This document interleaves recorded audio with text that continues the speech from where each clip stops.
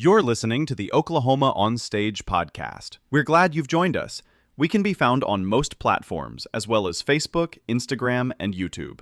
If you have any comments or questions, we'd love to hear them. So drop us an email at oklahomaonstage@gmail.com or use the comment form on our website, which is oklahomaonstage.org. If you like the podcast, please share it with someone. And now, sit back and enjoy another great episode. Oklahoma on stage, the stories come alive. With drama, dance, and music, the arts always thrive. From center stage to backstage lore, Oklahoma on stage, there's always something more.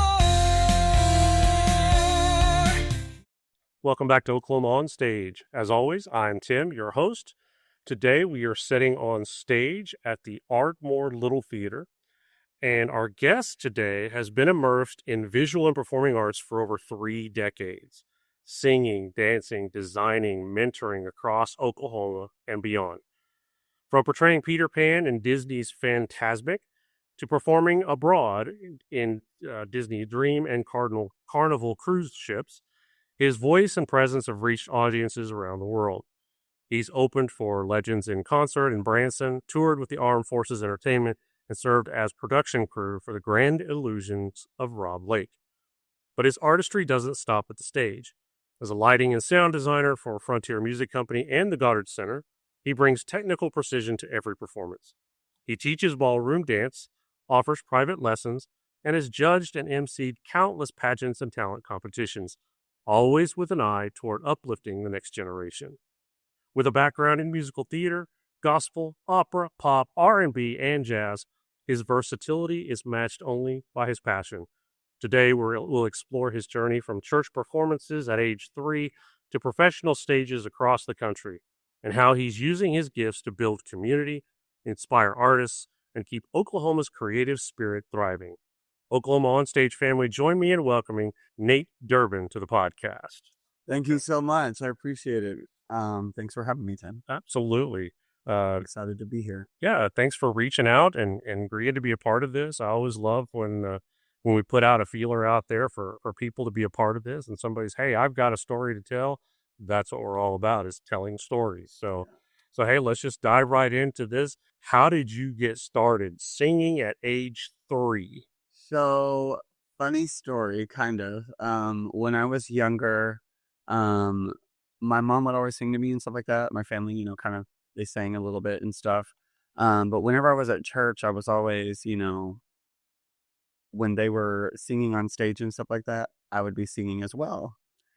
Just in, the audience or whatever you call it. And it was something that one of the music directors there, she kind of pulled me aside one Sunday and was like, you need to be in our little Christmas show. And I was like, okay.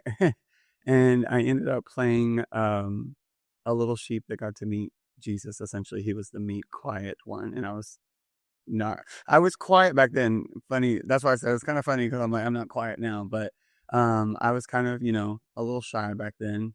And but she's like, you have this beautiful voice for such a young age. And it was something that I kind of, had one solo, and it was my big moment and everything like that. And I look out in the audience and everything like that, and the shyness just went away, and I became the sheep. I mean, like there was several different sheep that had different like things. Some were, all about me. Some were like, a little conceited and rude, or all these different aspects of maybe the 7 deadly sins kind of tied into it a little ish. But it was something that my character was, meek and humble and everything like that. And I ended up singing a song, and people in the audience cried, and I was like, and then applauded and stuff. And I was like, this is something I really enjoy. Like that was fun. And so I started doing, the bell choir and like, all the other things, and singing more in with the church and stuff like that. And then that led to years later, kind of being physically on stage with the church and stuff like that, and singing on the worship team and stuff. So that was pretty cool to be able to do that. But like I said, was very shy growing up, attached to my mother's hip, but somehow the beauty and magic of theater, can really shape someone into a better version of themselves. And Absolutely. it was something that for me, it kind of lit that spark and flame that kind of ignited the beauty of theater into my life, and changed me for the better, because I'm now, not shy, and I'm able to, go and do different things, but I'm also, like you said in my intro, help the next generation and stuff, and that's for me, that's really, really humble and cool thing to do, to be able to share that with other people. Yeah, that's cool. So, do you ever remember that moment? Everybody's got that moment. Would you remember that moment when you realized this was more than a hobby? This is what I really want to do. So yeah, that would have been, so when I was in high school, I, for the longest time, languages is something that is really important to me, because I like to be able to speak to people on their level, so that I can communicate and they can fully understand me, and I can fully understand them in a way that's more than just the surface level of communication. It's like, wow, you took the time to actually, learn that. And so I was going to be a linguist. That's what I was like. I'm going to be a linguist. And that turned to, I'm going to study biology and, all these other different aspects, because I love science and I loved languages. So I was like, maybe I'll do that. Maybe I'll do both. But I had a music teacher, Lisa Riggle. She, she worked with me a lot, and it was something that I kind of realized that I really enjoyed being on stage. But she offered a stagecraft class, because that's the biggest question that most people ask a kid when they say, "Oh, I'm going to go study musical theater," and they're like, "How are you going to make money? Like, what are you going to do for like income and stuff like that?" And so, Sure. because of that stagecraft class, it kind of opened another door that I was like, not only can I do the technical theater side, but I can, in some aspect, probably be able to also do on stage as well, or some type of performance aspect. And so, and every show that I was in, she would cast me in these roles that I wouldn't necessarily be like, okay, this is exactly, what I want, but it showed me that I can literally play any character. Like, one year I was Belle's dad, another year I was Andrew Carnes in, Oklahoma, and years later, played Will Parker. But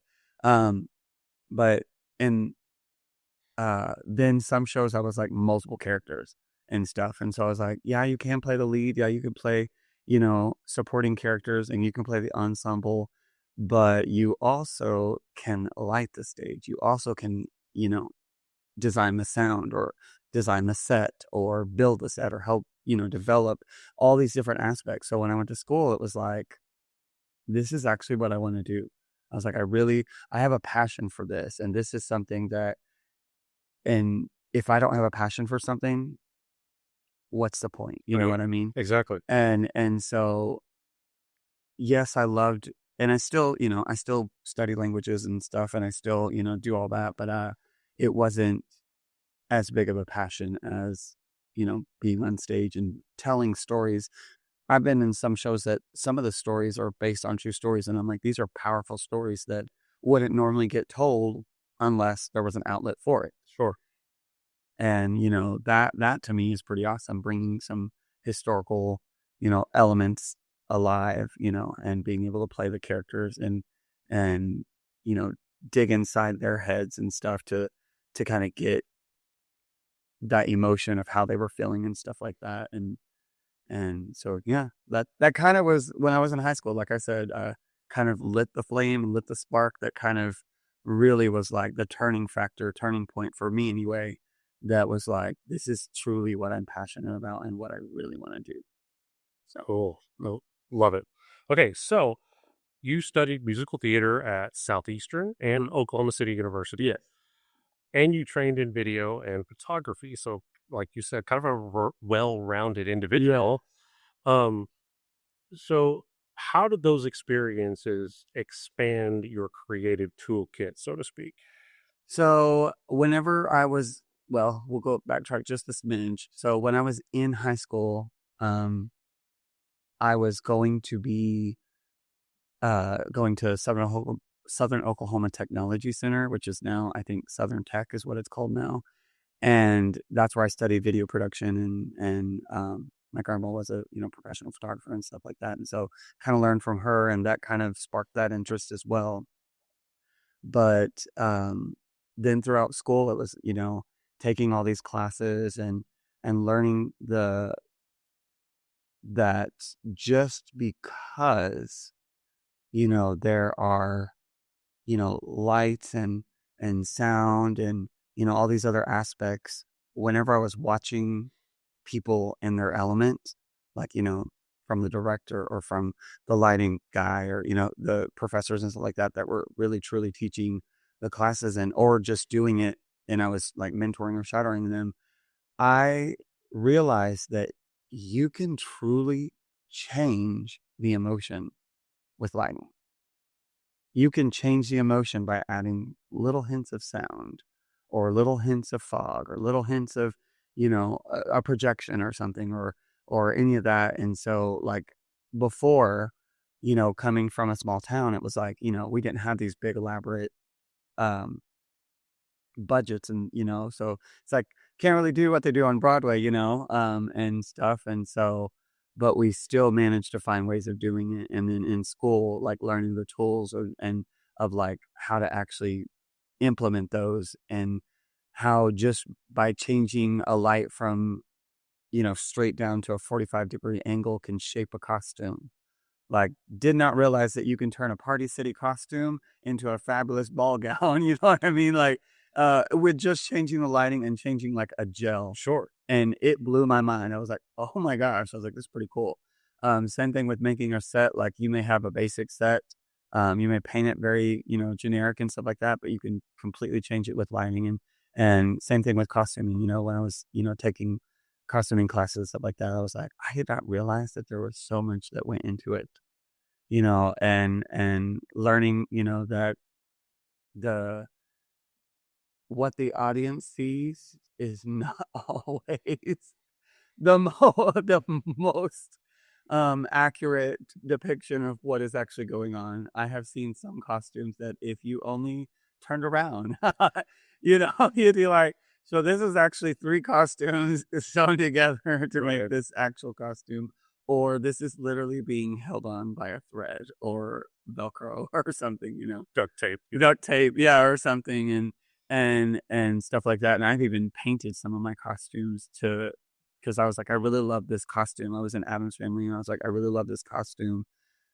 But the director wanted, I was the conquistador ancestor. And she was like, I really want all the costumes to be on a gray and white scale. Of course. Because all of the Addams Family is going to be on the blacks and, darker, richer tones. And everybody in the other family is going to be, the happy colors.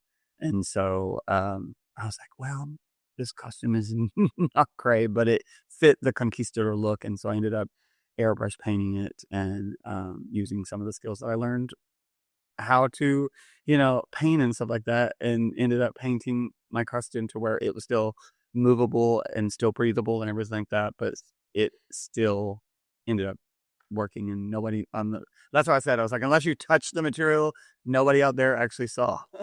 So that was pretty cool. Very good. Good. So, okay, you went to high school, started out with your stuff. You went to college, fine-tuned some things. What was your first step after college? So I ended up doing the Disney Summer College program, which is how I ended up becoming Peter Pan of the Disney Fantasmic Show. And that was one of the most incredible experiences ever. I took everything that I learned from school, but also things that just I learned in the real world and stuff, like, um, just because you're having a bad day does not mean that, you bring that into your character or you bring that into the workplace or whatever. And so, and Disney is the happiest place in the world or, whatever and stuff. And so whenever I auditioned, it was something that I was so nervous because I was like, this is like a bigger step, and, you watch, the Disney show and, you may go to Disney World or Disneyland or whatever and see these characters and stuff like that. But you're like, that's never going to be me. Cause and whenever I ended up auditioning, I ended up auditioning and getting in the parade, but there was a guy that ended up, that was in the Fantasmic show and he ended up getting hurt. And, they're like, we need a filler. Going back to what we learned in school, I learned how to fly and how to, stage combat and all that stuff. And already being there, it was something that I kind of, put my name in the hat kind of thing. And they're like, well, how quickly could you learn this? And I was like, well, I literally have done shows where I only had 2 rehearsals and we had an opening night.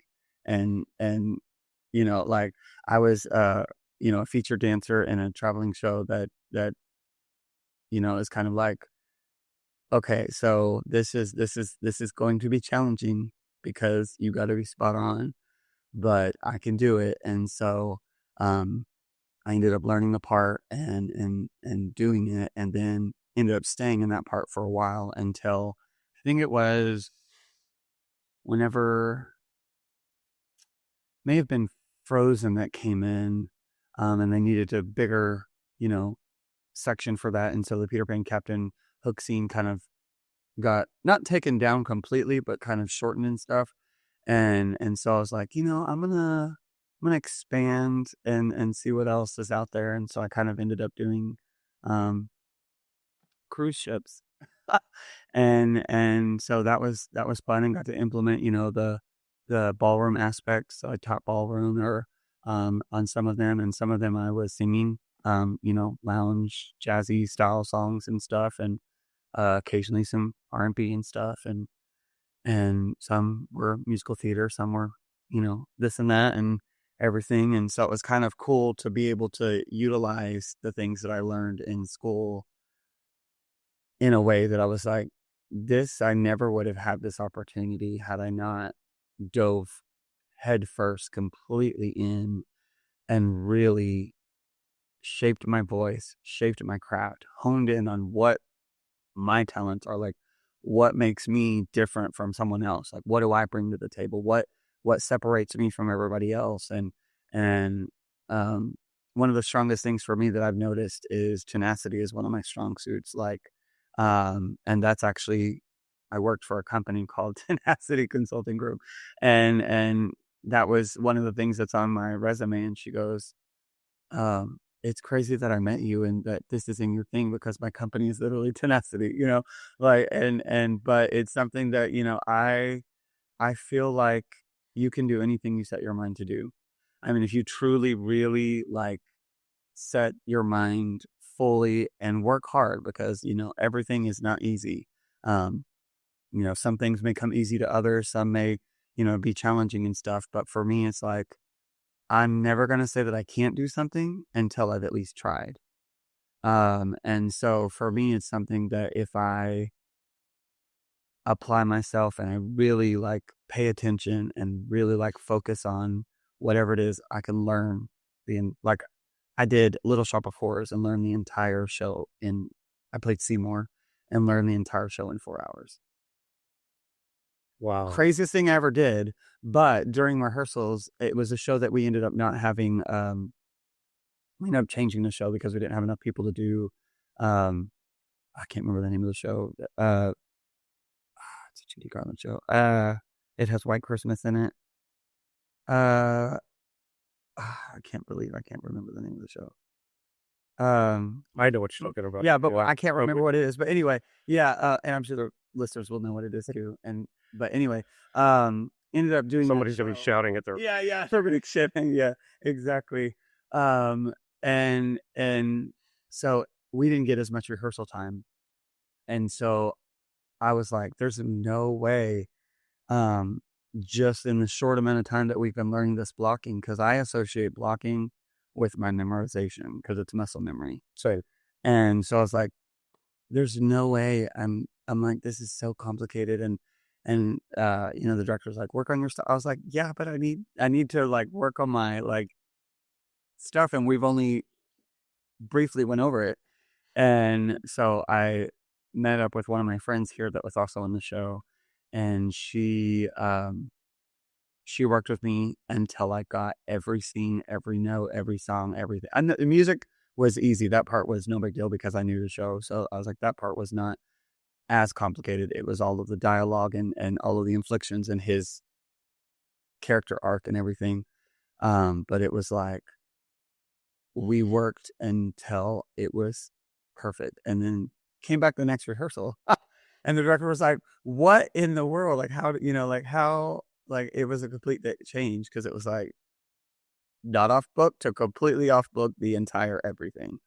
And that was, like I said, you could do anything you set your mind to do if you literally work hard for it and stuff. And same thing with any audition I've ever done. You may not get every role, you may not get every single thing, but never let that discourage you, because some of the roles that I've played were parts that I never thought I would ever play. Like I played Kaniki in Grease. I do not look like a Kaniki, on surface level. And I was kind of discouraged that I didn't get Danny. And I just kind of asked the director, I was like, did I do something wrong? Like, or whatever. And he goes, no, you are an actor. I've seen you on stage. I've seen you in, the background actors. Every role that you play, you bring that character to life in a way that not only that I can do, but like in a way that like makes that character noticeable. Sure. And even if it's a small scene, like you still bring that character to life, give it the same energy you would as if it was a leading part. And I was like, yeah, but Kaniki, that's an iconic role. And I am not Kaniki in any way, shape, or form in the real world. And so that was an acting challenge, but I ended up doing it. And there were people in the audience that know me and was like, had I not know you, I would have like that. What the heck was that? And Acting. Exactly. And that's what I said. I was like, that was the moment I really got to truly put all the skills that I learned in school and all of the atmosphere characters that I played, which that's a word that one of my professors, may he rest in peace, Del McLean, said there are no small parts, only small actors. Yep. And the thing that stood out the most was, you're an atmosphere artist. You may not be the lead, but those smaller characters help progress the story. They help tell the story in a way that without them, absolutely, it doesn't make sense. Like right. The show does not make sense. How do these people meet? Why are they know all the things? Yeah. And so getting to do stuff like that and be characters that I never thought I would be, based on applying everything that I've learned.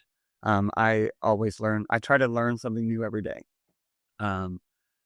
That's not always achievable, but I try to at least learn something, whether that's a new word or a new skill or a new something, some level. I try to learn something new all the time. And so, but also getting to put what I learned from the real world into the characters as well. I'll be watching people in the real world sometimes, and people watching is fun. It is, yeah, it really is, because sometimes I'm like, oh my God, the way they're moving, that's really cool. That would be a great, whatever character, and so whenever I've done theater for young audience, which is, trying to figure the best way to describe it, would be regular theater on speed or on like the next level. I was like, and stuff, because you have to entertain children Oh yeah. and stuff. And so it's like you are bringing energy that you normally wouldn't bring, but also your characterization. You can't just be straightforward. And children can spot a liar. Exactly. Children can spot a Exactly. fake quicker than anything. Exactly. And so that's the thing, even at Disney, like if you like if certain thing, I was like, I don't know exactly what I can and can't say, because I was like, some of the stuff I'm like, I can't, it's not a secret, I don't think, but some of the princesses, for instance, if they're sweating, they've got to go. Like their handler essentially will take them away, and because in pictures, princesses do not sweat. Right? People do, but princesses don't, Right. and stuff. And so that's something that you don't want to break the magic. But the same thing, if you are having a bad day, Peter Pan's not having a bad day, Elsa's not having a bad day.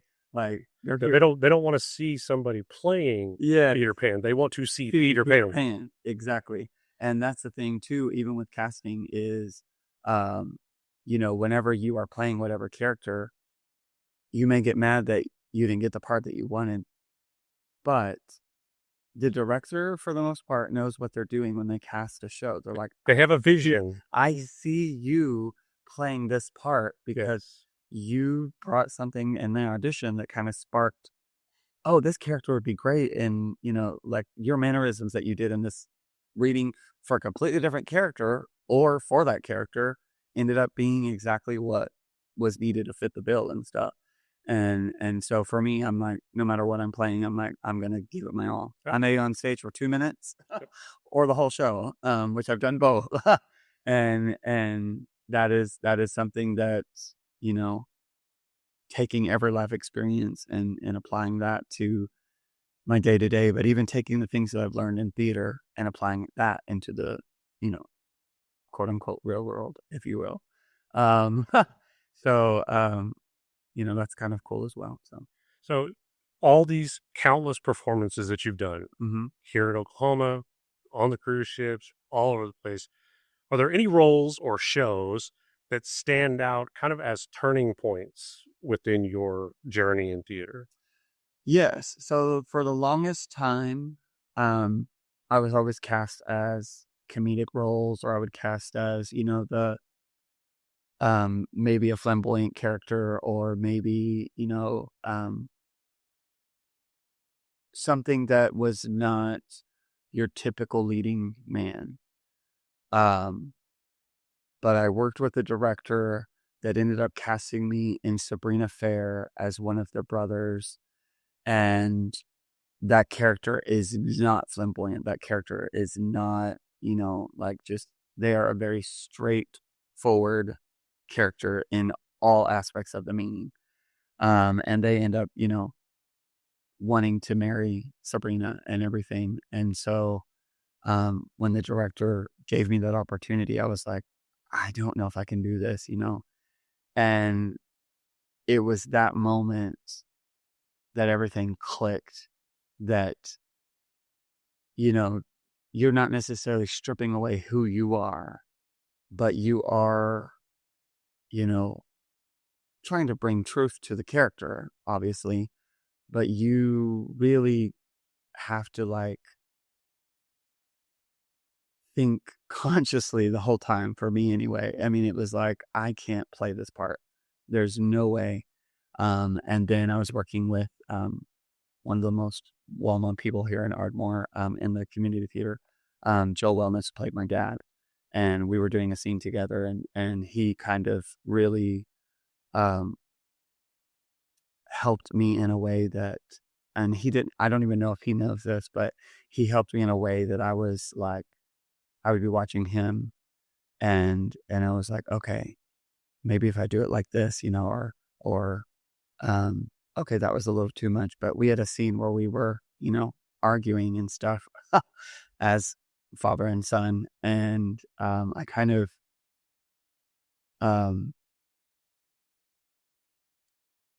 I guess it struck a realism, and this was something that I was like, okay.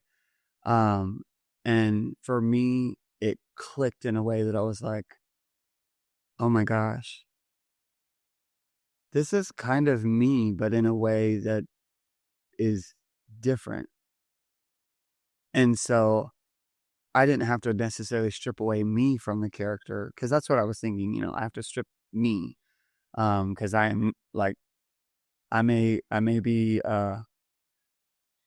playing this character, but it's like I'm still trying my best to not be me. But it's like, no, I am me, and this is kind of me, but it's through this character, and it kind of flipped the switch and made me realize that I can play whatever character as long as I tie in a bit some pieces of me in the realism to keep it authentic, and stuff. And with method acting and stuff like that as well. But this before I knew about method acting. Right. I was like, and that kind of was the turning point, that after playing that part, I started getting cast in leading roles, and I started playing these bigger parts and these other characters, and playing Kaniki and all the Bobby Child, Seymour in Little Shop of Horrors, Will Parker. I'm trying to think. There were so many others. My brain is so like, but anyway, yeah, played all these different parts, and it was like, holy crap. I was like, never would I ever thought that I would play this part. Never would I ever thought that, thinking in a different way would have been the turning factor, like, that, but it would not have happened had I not been given that opportunity. And that's what a lot of people, I'm like, you may be playing these small parts, but it's how you play those small parts that people watch. And that's how you end up getting bigger parts, is because they're like, well, they took this part and literally like stole the show. Absolutely. Or they took this part and I was crying in the scene that they were only in for 2 minutes. Yeah. Like, how did you do that? Like, what? And it's like, no matter what you're playing, because then that tells the director or the audience that may have a director sitting in the audience, it's like, I want you to play this part because you did something that I didn't think of you in that part until I saw you do it. Right. And I was like, oh, wow. Okay. And so that's why I always tell a lot of the kids that I work with and teens and stuff, don't be discouraged and don't give up, that, the fact that you didn't get the part that you wanted. Right now, what you need to focus on, is really bringing this character to life, because you got cast in this part because you did something in audition that the director saw that only you can do. Out of everybody's audition, only you can play this part, and that kind of does bring out a different side of them, and it makes them feel more confident, and then they end up doing it. And I'm like, this is exactly what I was talking about. I was like, this is why Yep. you got cast as this part. Absolutely. Literally, you are doing certain mannerisms, or you're doing certain inflictions that weren't told to you. You just did it. You figured it out, yeah. Well, not even figuring it out. This is just who you are. Right. So it's like you're bringing yourself to the character, which is why you got cast as this part. Absolutely. You raise your one eyebrow. Nobody else in here can raise one eyebrow, or you are like Jim Carrey with all the faces. Oh, Robin Williams with all the faces and stuff like that. The reason you are playing these parts is because not very many people can do that. Like, not very many people can bring out that infliction, or that, side of themselves, or some people may not feel comfortable enough playing this part.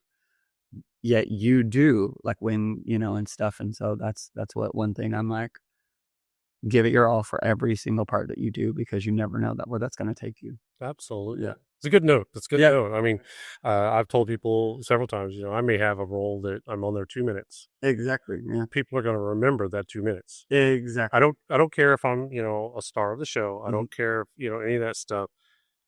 If what I do is integral to the story. Mm-hmm. When you think of a book, or as we're sitting here in this enchanted bookshop, you think of a book, chapter 6 is not the whole story. Yeah. But without chapter 6, there may not be a chapter 7 or 8. Yeah, exactly. which means there's something important in chapter 6. And so you need to make sure that chapter 6 is Yeah, very important. So, absolutely. Right now in the Enchanted Bookshop, I'm only in Act 2, in the second to the last scene and the last scene. But I make sure it's noticeable, and I make sure, I'm like, everybody is gonna remember that character, or they're going to laugh, or whatever, because I'm like, I'm not just gonna come in and just say my lines and then be like, I was only in this little part. No, it's like, no, I enjoy it. I'm playing Dr. Dolittle in the show, and it's so much fun. It's a lot of fun, and I get to actually wear a costume that I wore in several years ago when I was in Mary Poppins. And so I was like, full circle. I was like, oh my gosh. I was like, this is literally the costume I wore in Mary Poppins. And, but wearing it in a different way, so I'm a different character, obviously. But I was like, it was cool to be able to get to wear something that I've wore many years ago. And I was like, that was pretty cool. Yeah, that's always cool. So you toured with the Armed Forces Entertainment? So that one was during 2020, when the world kind of shut down. I work with Rob Lake, and he was, performing around the world. The world shut down. What are we going to do? He was on America's Got Talent. His career was, even going higher. And then the world just stops, and it's like, what are we going to do?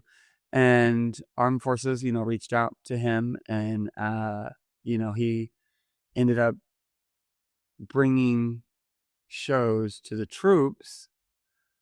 We filmed at OCCC, and then got aired for all the troops to see and everything like that.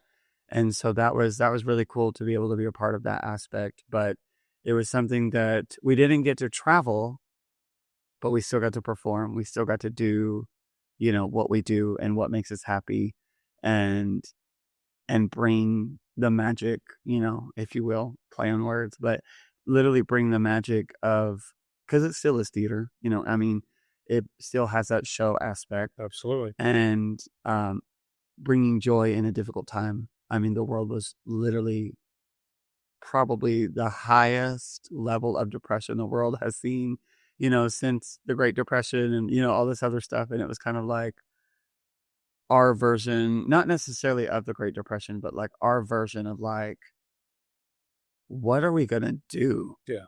Like, what do you mean we can't work? What do you mean we can't do this and do that? And like everything else, like it was a wild time.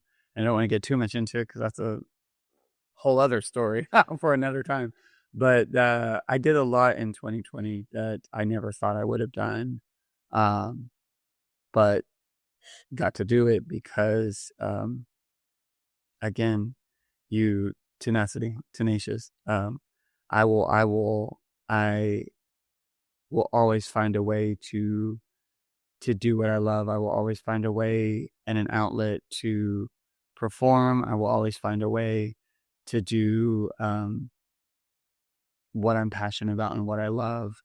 And no matter what, I may move tomorrow into a new state, a new whatever, and I'm going to find whatever theater they have. And if they don't have a theater in that town or whatever, I'm going to be making one, or whatever. It's like, all right, we're going to have our first theater ever show, or, whatever, because of being a part of all the different aspects of theater.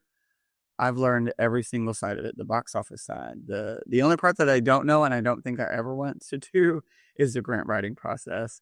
That is tedious, and God bless the people that do that. Absolutely. They're the ones that are the real superheroes. Well, and that's why we say there is something in theater for everybody. Exactly.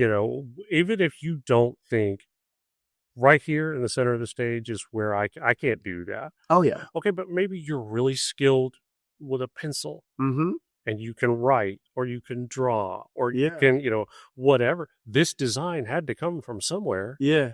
And again, there are people that are innately administrative. Mm-hmm. They can do the counting and accounting of the money, Oh yeah. the grant writing, all that kind of other stuff.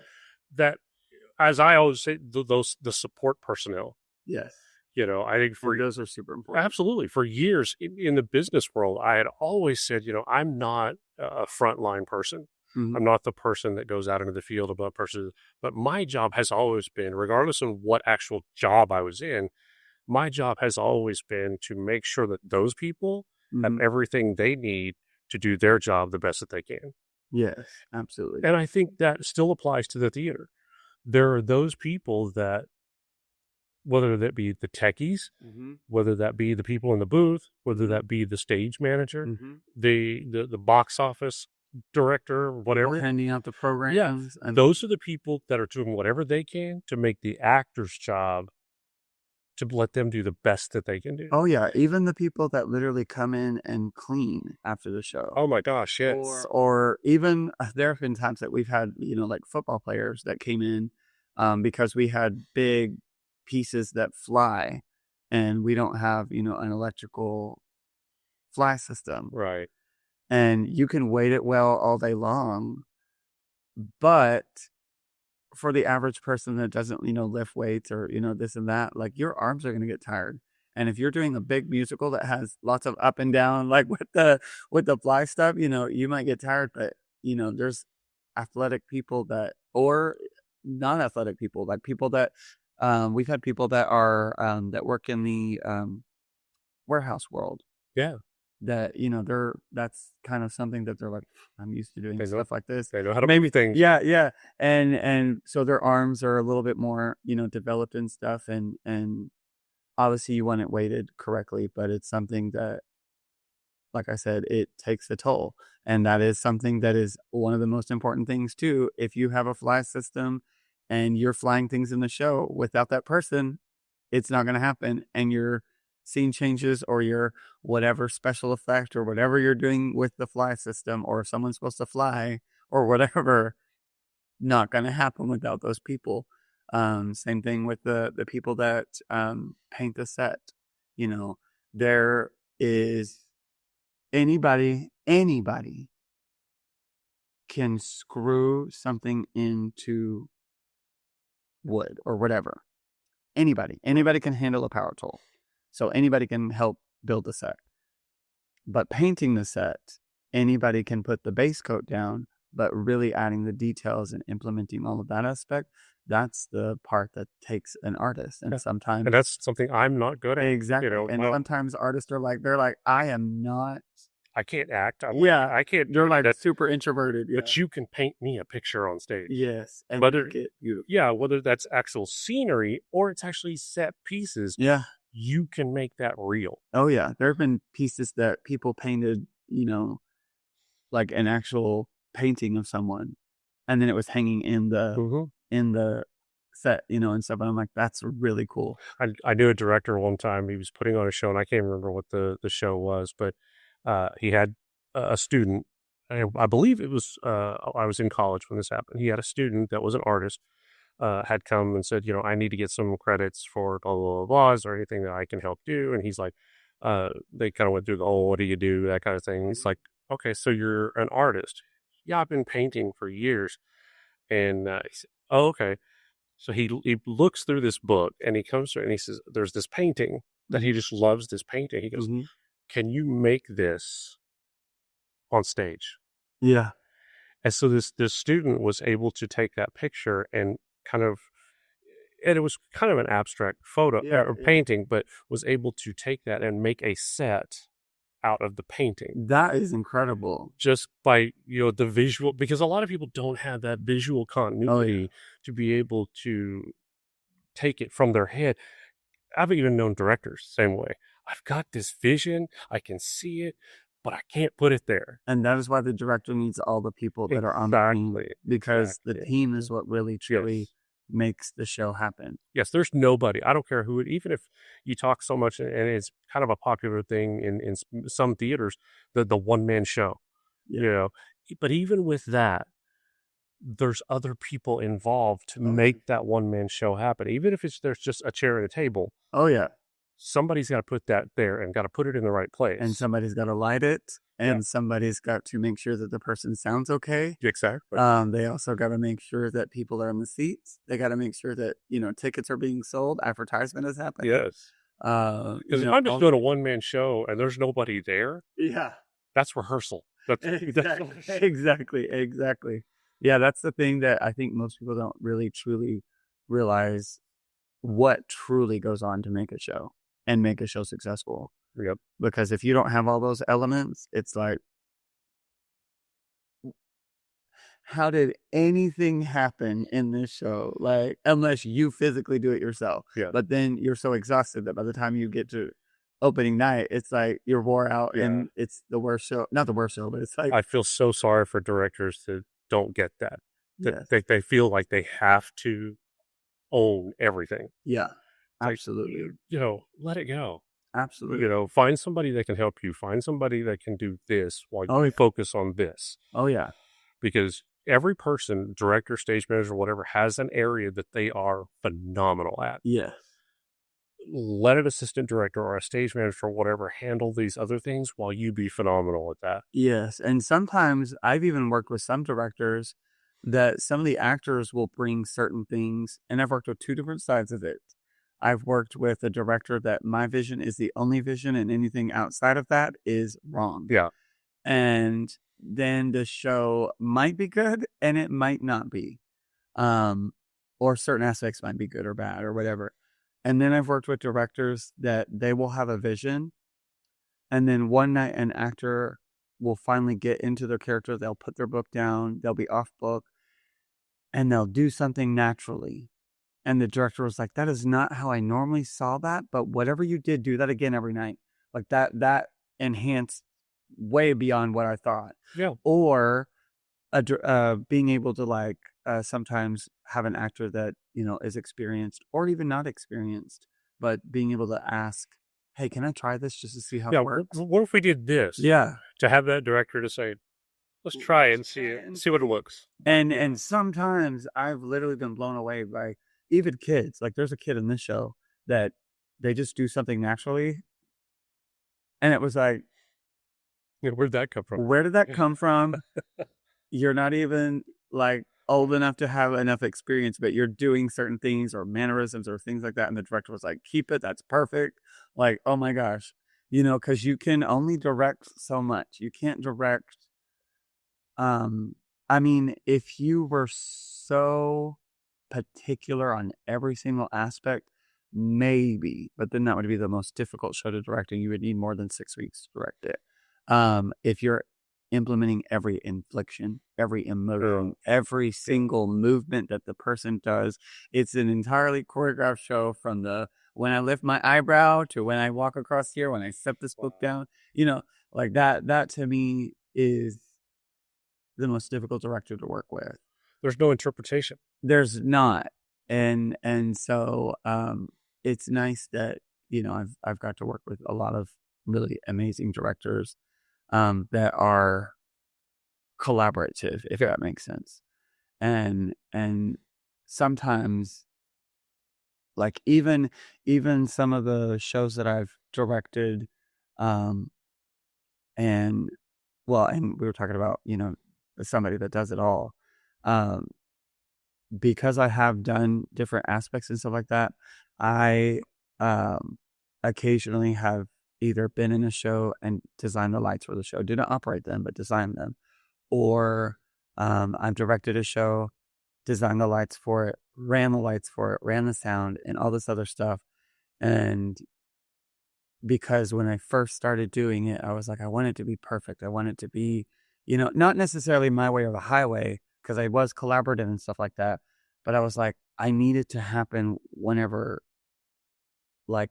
whatever's happening on stage might be a little different.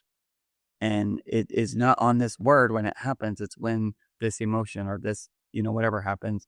And it's like learning to actually strip that side away and train someone. That's why I'm so focused. I love teaching. I love teaching people. And anytime somebody strikes any type of interest, I'm like, please let me. Yes, I was like, I would love to teach you, because then it's allowing them to have that spark, and they might have a moment of what I call a magic moment. And those magic moments for me is whenever I have a light bulb click and it's like, oh, well, what if we do this? Yeah. Like there have been shows that the director's like, I want this or that and everything like that. And I'm designing the lights and I'm like, but what if we do this? How do you, and they're like, let's see it. Yeah, let's see it. And I was like, I didn't think of it. It just kind of came to me or whatever. And I was like, I just want to try it and see. Sometimes it works, sometimes it doesn't. But when it does, it's like, oh my gosh. Yeah.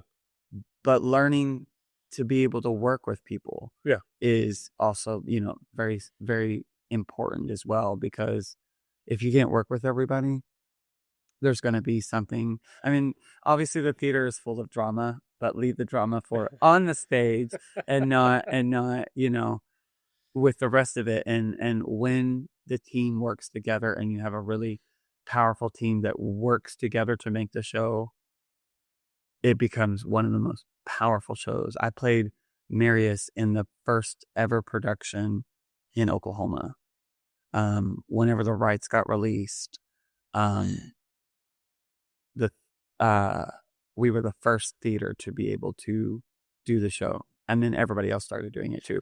But as far as like the first performance of Les Mis in Oklahoma of a non-professional caliber, was incredible.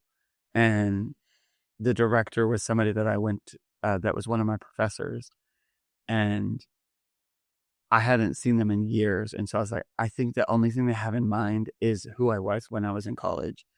And so I want to showcase them or show to them that, I felt like I had to show a different side of me. But whenever it came to auditions, everything that I thought I took out of my head. And I was like, I have to sing a song that captures the emotion, and ended up singing a song that most people cried.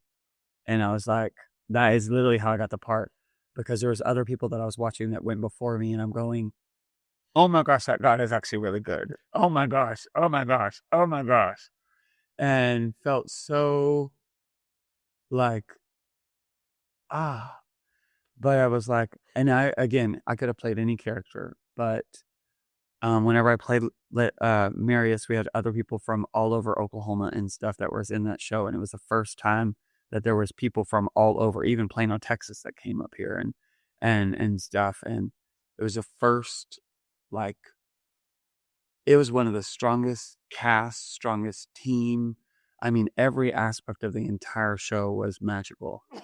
And it was cool to see how harmonious everything was. Like there was no drama, there was no nothing. I mean, it was like everybody was working together to tell this story, and on a level that we ended up being sold out every night. I mean, it was crazy. It was like, whoa. But seeing it all come to life and seeing everybody work together, even the what Dell would call atmosphere artist, working hard in telling their story, it was mind-blowing. I was like, wow. I was like, this is community theater on some next level, Wow.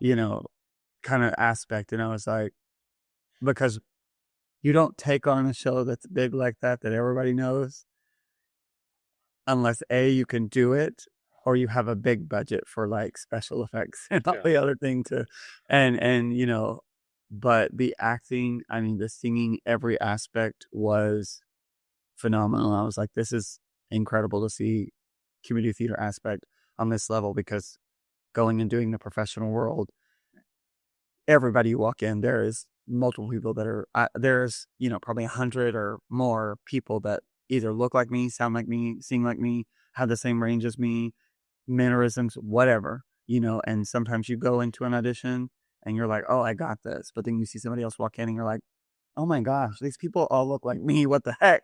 And so that's where I was talking earlier about what do I bring to the table? Like what separates me, getting outside of my head and of, oh, I got to play the lead, or, oh, I got to, do this or that. It's like, no, be in the moment, be present. because sometimes during an audition, whatever you thought in your head previously may change based on the room you're in, the director, the people, how they respond, and just being present and aware, because the best form of acting is actually reacting.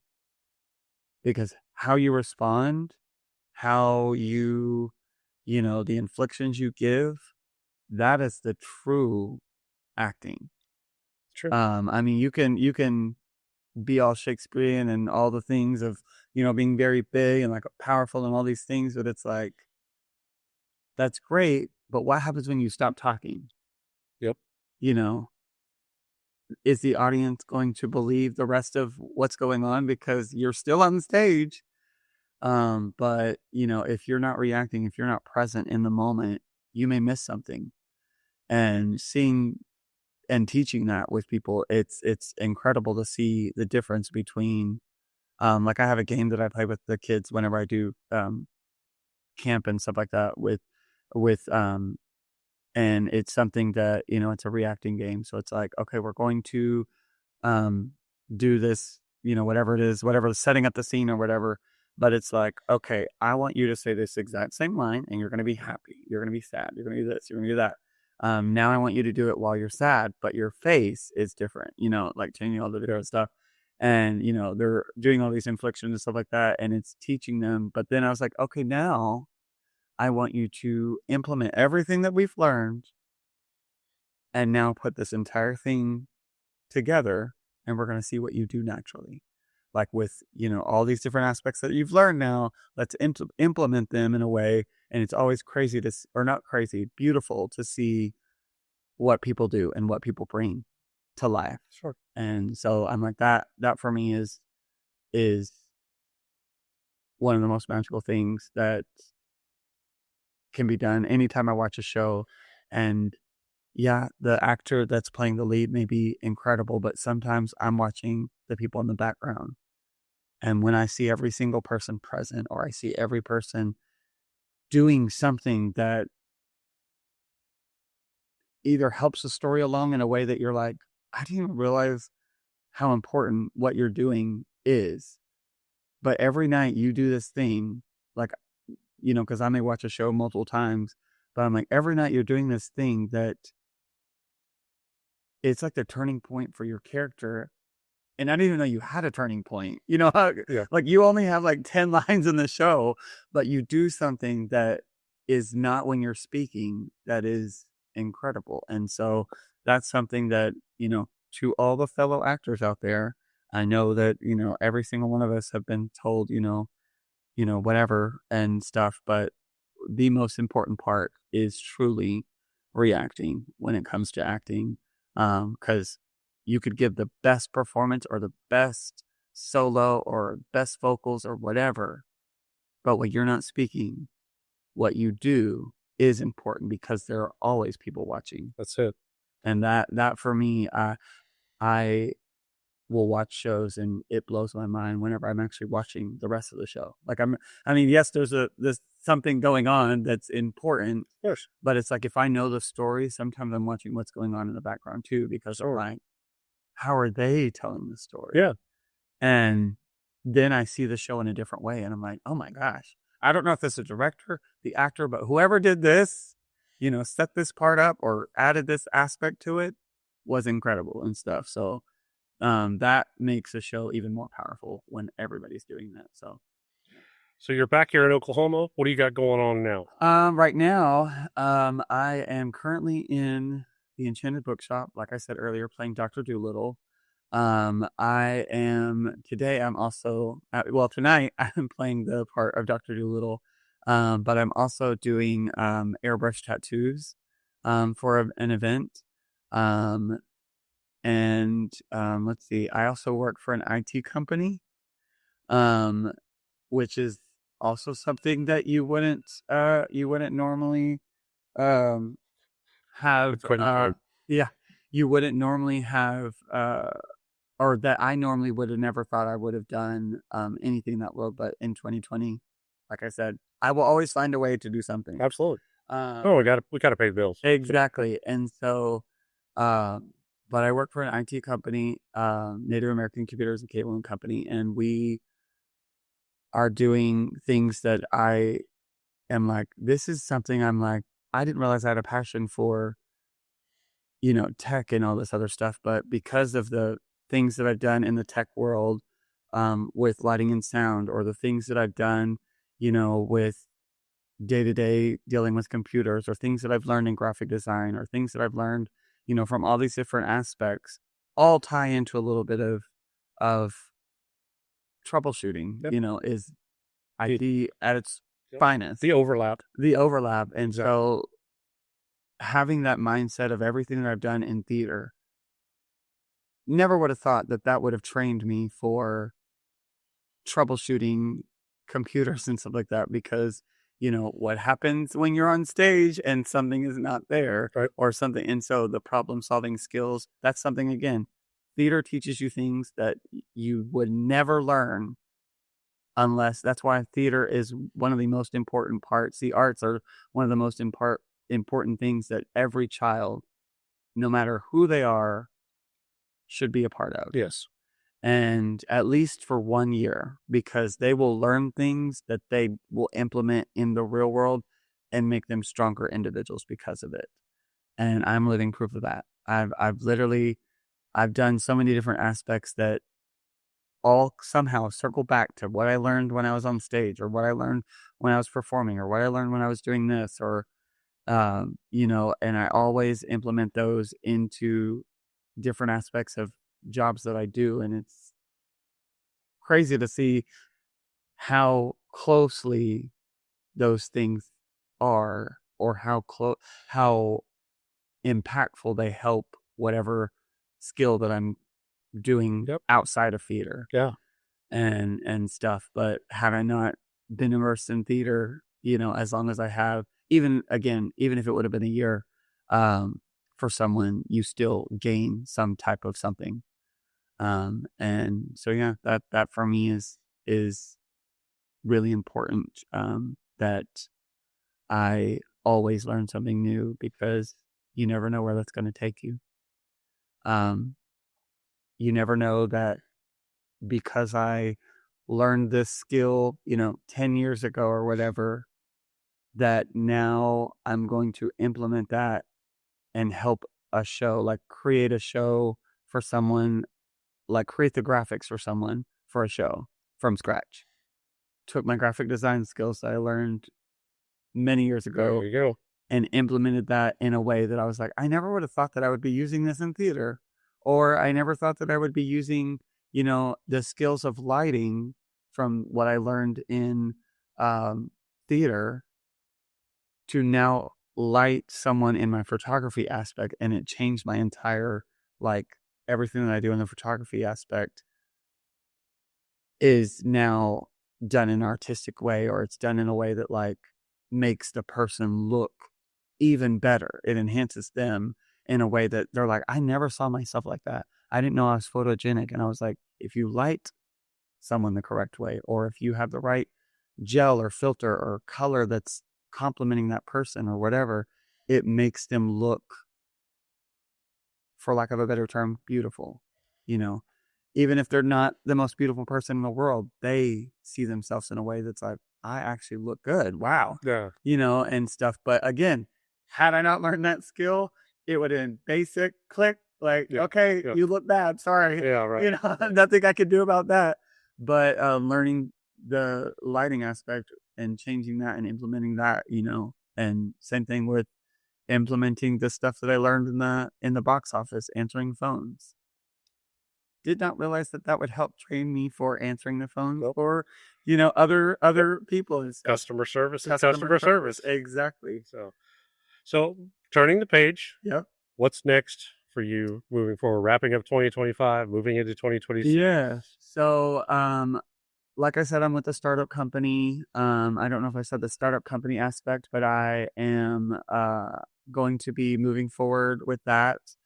I am going to be auditioning for more shows. I am currently directing a show that I wrote for the Chickasaw Nation, and it's for the Christmas party.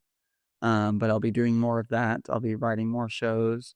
And I will be doing more educational outreach programs for the youth and kids and stuff. And I will be continuing to share the power and magic of theater into the next generation of theater.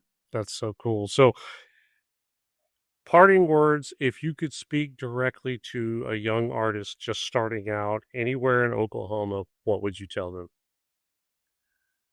Oh, that's a good one.